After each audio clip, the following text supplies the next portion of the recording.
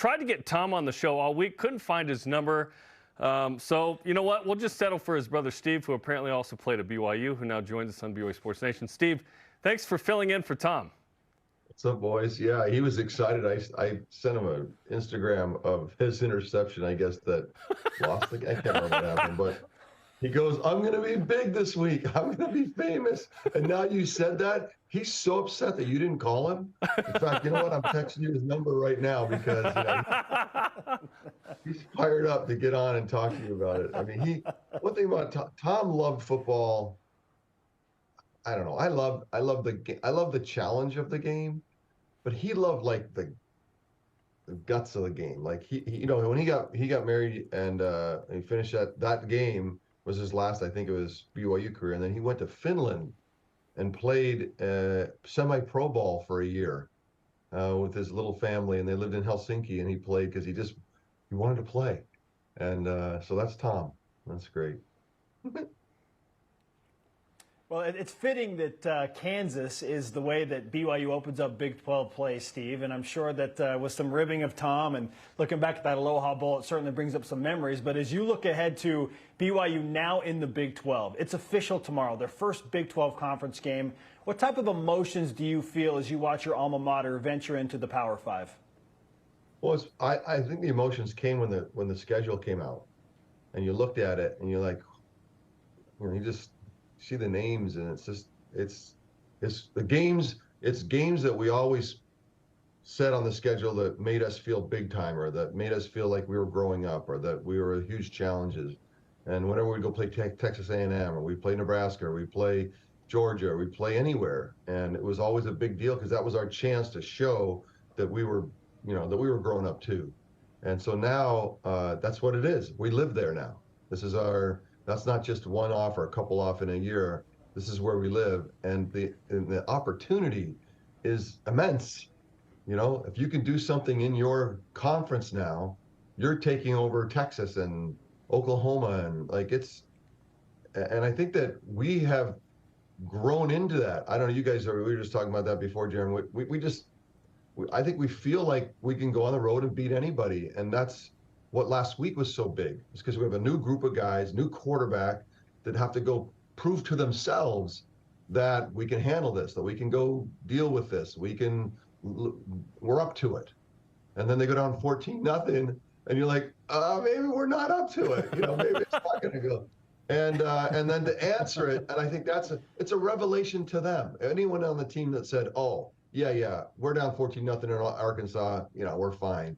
That's just not true, because you haven't been there. And so as leaders of that team that are new and that are going to take us this next year or two to wherever we go, I thought last week was super important. Finally come back, and I was so excited that we were in the game, and that we were in the game in the third quarter. I guess I had lower expectations, we're in it, And then once we were in it, I was like, let's win it. And then when they did, I just felt like for Kedon and for that group of guys that went down there and did that no one else can give that to them. Nothing else can give that to them. And so now they take that this week. Look, whatever happens, happens, but they're in a much better space for the money they put in the bank last week. And the idea that the Big 12 is a part of our future history is, I don't know, we always dreamed about it. And here we are. And I think it's super cool. It's beautiful, and BYU's 3-0, but flawed. Certainly have issues across the board, and Vegas has reflected that in that Kansas is as high as a 10-point favorite, which seems interesting to me. Kansas has a really dynamic offense. They've struggled on defense a little bit. Struggled with a Nevada team who lost to Idaho, so I don't know what kind of transitive properties we want to throw on that. But what do you make of this initial matchup with Kansas, given what you've seen from BYU so far?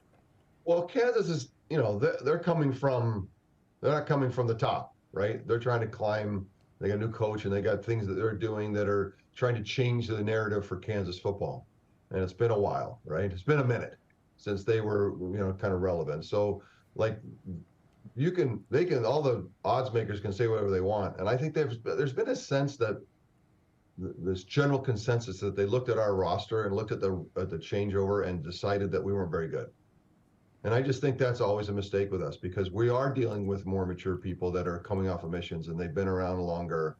And in that way, I think we can transition maybe more effectively than the guys that have, 3-year younger rosters. So you can say whatever you want about us. And the other thing I love about Kalani's teams, it feels like I haven't done the study, you guys would know better, but it feels like when we go on the road, we're better. Like, we play great football. Look, at home is home, but when we go on the road, I feel like, especially when we have to play up on the road, it feels like we win. It feels like we play really well. And I think that's exciting about the history that he's built for BYU and what we've been able to do over the years. And I think against Kansas, you can tell me 10 points, you can tell me 20 points. I don't feel like you can do whatever you say does not affect how I feel now, 5 days after last week about the capabilities of this team. There are flaws, but they're flaws that I think that can get fixed and get closed by maturity and by time. Like the offensive line, I thought early, first game in SU, I'm like, holy crap, what do we got going here? And you just see them grow into it, and maybe that's the strength in the next few weeks. I just think that's the kind of transition that we can make with our guys. Steve, to your point, just throw this stat out there. BYU has won their last 6 consecutive road openers, all under Kalani Sitake, and that includes wins at Wisconsin, at Tennessee, and now at Arkansas. So there's definitely something there. I knew I was right. Something there. I knew I was right, and I knew you'd back me up. And that's what it feels like. And it feels like, and I guess the issue is that playing on the road, especially when you're playing an unfamiliar territory, in an unfamiliar territory against kind of a big name, is where a lot of teams fade. A lot of teams don't come out with what's our best self? You don't see it. They always go home on the plane and like, geez, that was not who we were. That happens a ton. And then here we are going to unfamiliar places, like you just said, Wisconsin. I remember that one vividly. And we're better than maybe we thought we were. And I think that's what's cool about what Kalani's able to do with this team. I don't know how he prepares them, how he gets them, how he makes them feel. Maybe it's a pregame speech. I don't know what it is, but there's something that he does that allows for the most of us, which could be, whatever that is, it gets to come out on the road against big teams. I think that's cool. Kedon Slovis and the offense certainly aren't putting up eye-popping numbers. They're getting it done with fewer yards and fewer possessions. They've had sub-60 plays the last 2 weeks. Yep, they put up 41 and 38. What do you expect from Kedon Slovis here, given that this is a unique schedule and that BYU is going to play 10 Power 5 teams, and this won't be the 300-yard passing games perhaps as much as the past? I thought last week was big for Kedon. It's been fun to kind of connect with him, and he's a guy that I think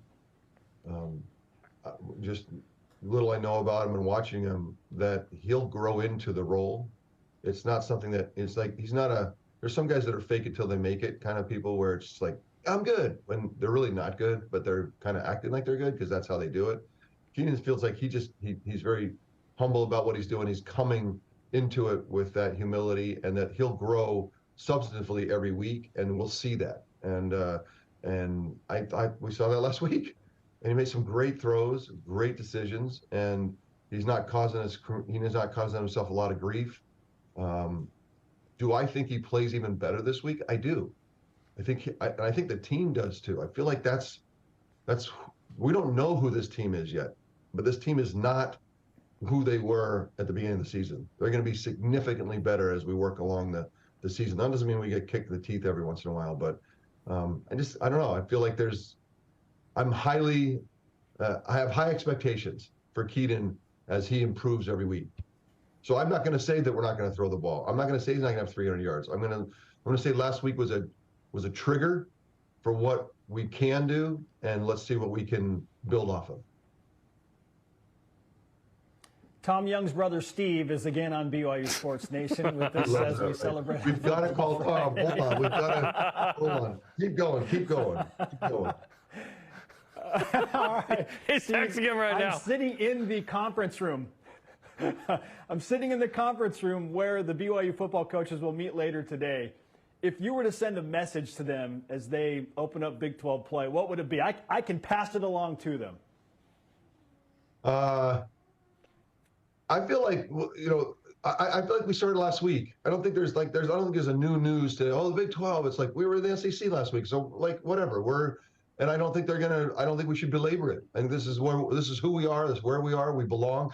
I think we belong in every way that you can talk about it. Like, what do we bring from a fan base? What do we bring from a TV network? What do we bring from a history? What do we bring from an athletic department? What do we bring from the quality of players that we put into the NFL? What about the guys that are on the field today? Like, there's no reason to feel anything but absolutely like we're in the top of the heap of the Big 12. We're going to hang with the big boys, and that's how we think, and that's who we are. So let's go do it. I think it's super cool to not get overwrought about it, or over emotional about it. Like, we've been wanting to be here for a long time. We feel like we deserve to be here for a long time, and now we're here. And step into those shoes. Those are big shoes, but we can fill them. And I'm excited about that because it's, even back 30, 40 years ago, we thought we were big enough for it. And we would play like it. And we did it at times. And so it's like, now we get to live there. And I think it's special, but I don't want to make it something that we're like, oh my gosh, can you believe? Like, no. We've been ready to do this for a long time. Let's go do it. Let's go do it indeed. BYU at Kansas coming up tomorrow. In the NFL. I tried to FaceTime Tom. He didn't answer, so. Next time. We'll get Tom on for sure. Okay, Steve, Puka Nacua, we thought he could have a chance to be a good receiver in the NFL, but what he has done through the first 2 weeks has been mind-blowing. What sticks out about what he has accomplished thus far? What sticks out is how awesome he looks. Like, watching him play, you just go, oh, that guy's amazing.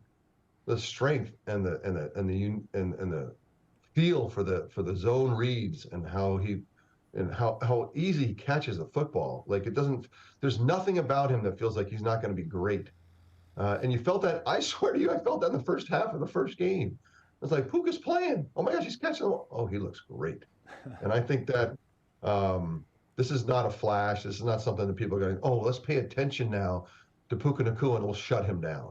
Like, I think he's that kind of a guy. And some people, and I don't know, I call it the force in the quarterback world, where it's like the Star Wars, like, they don't know how to explain it. They just say that they have the force. Like, it's just, they put the light wand over you, like, you're like, oh my gosh, this guy's got the force. And that's what Puka has in the pro game. Some people can grow into the higher level, and you just feel it, like they're made for it in a weird way. And you don't know it until you do it. And I think that with Matthew healthy, which is awesome to see him. Last year he was just dragging his arm around. It was terrible. But this year he looks really healthy. The ball's coming out. And then when Cooper Kupp gets better and they get kind of solidified, the two of them, I thought the Rams last week showed that they weren't. I thought they were going to be terrible. I thought a lot of people thought they were going to be terrible. They're not going to be terrible. And then by the end of the year, they might be beating a lot of people. So that's just so cool to see what Fred's doing on our team, what Puka's doing in LA, what Tyler's doing in Atlanta. And they all, Rams have to come some distance, I get that, but they all might meet in the playoffs and have those guys representing us is, again, I keep saying super cool. It's super cool. Yeah, wildly entertaining for sure. And Steve, as you look at Zach Wilson, you mentioned players evolving and developing. We were all so hopeful that he was going to have some real time to mature and develop in the hip pocket of Aaron Rodgers. And then just in the most unbelievable way, Rodgers has done 3 plays into the season, and now Zach is thrust back into the spotlight. So from your perspective, what advice would you give to Zach, and what do you expect from him as he once again tries to take that next step and help the Jets, fight for a playoff spot? This is a tough one. This is a complex one. I was at that opening game and when Aaron went down and it was clear that he wasn't come back to play, and then it was all this fears and anxieties about the whole year being gone, and it all happened right there in the stadium, and the fans and the expectations. I can't tell you like how that you could just feel the pain of Jet fans and then out came Zach Wilson. And for them, their experience with Zach and how they feel about it was visceral. They're like, oh, and Zach has to go into that and answer that. And that is such a tough place to be. And Aaron was doing such a good job of giving Zach the space, giving him the support, the public support. When Aaron would say, Zach, he'd say publicly, Zach's a good player. I'm going to play for a couple years and Zach's going to take this thing. And that was the kind of stuff that was giving Zach that space to get all of his game back together. It kind of broke into pieces, and there was struggles to throw the ball, to throw it, the simple stuff, the commodity throws where suddenly was in his head and he was struggling. It was just a mess. And it's so hard to be in a place where it's a mess and then to kind of clean it up. But Zach intended to do it, and I love him for that. I love him for his steeliness about how he went into the offseason. And then when Aaron came, I think Zach, it was as if Aaron was that big brother or father or whatever, that uncle, and just protected him. And now he was going to be, he knew he was going to be great. And it just happened faster than I think Zach was maybe, and the fans were ready. Maybe Zach is ready, and I think Zach is a better player than he was last year, significantly better player than he was last year.